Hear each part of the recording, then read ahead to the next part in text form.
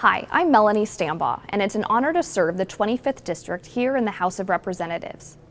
Last Friday was policy cutoff, and that means for bills to continue through the legislative process this session, they had to have been heard and passed out of their respective committees. For the vast majority of bills that did not receive a hearing, they are now considered dead. I want to give you a brief update on the bills that I have sponsored this session and where they are in the legislative process. 4 of the 5 bills that I introduced this session are now continuing to the next step as they were passed out of policy committees. 3 of these are now in the House Appropriations Committee because they have a fiscal impact on the budget, and 1 of these bills is now in the House Rules Committee. House Bill 2451 is the one bill of mine that did not make it out of policy committee before the cutoff. This bill would have created partnerships between our K-12 schools and our higher ed institutions. I will continue to work on this policy as I believe there can be great benefit, leadership development, mentorship, and academic support for our students through these partnerships. House Bill 2680 passed unanimously out of the House Higher Education Committee last week.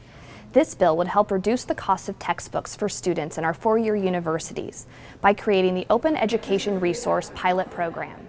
Faculty would have the opportunity to apply for competitive grants that would provide resources to create and assemble free course curriculum for students.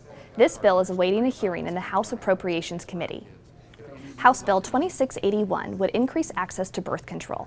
Statistics show that women who have access to birth control have higher education levels, career achievement, and wages over the course of their life. However, women currently face barriers in accessing birth control.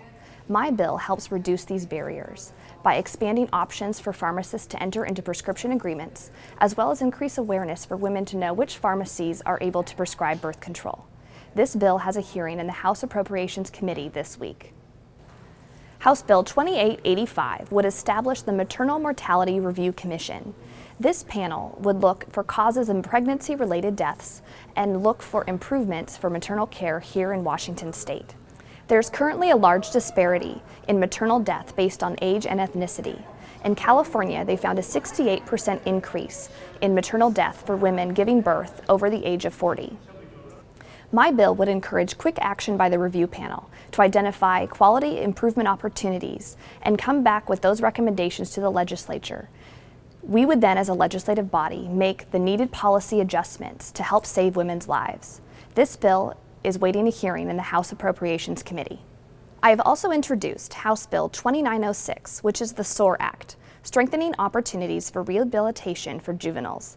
The inspiration for this policy is based on the premise that young people who commit offenses are responsive to rehabilitation and have the potential to lead productive and law-abiding lives.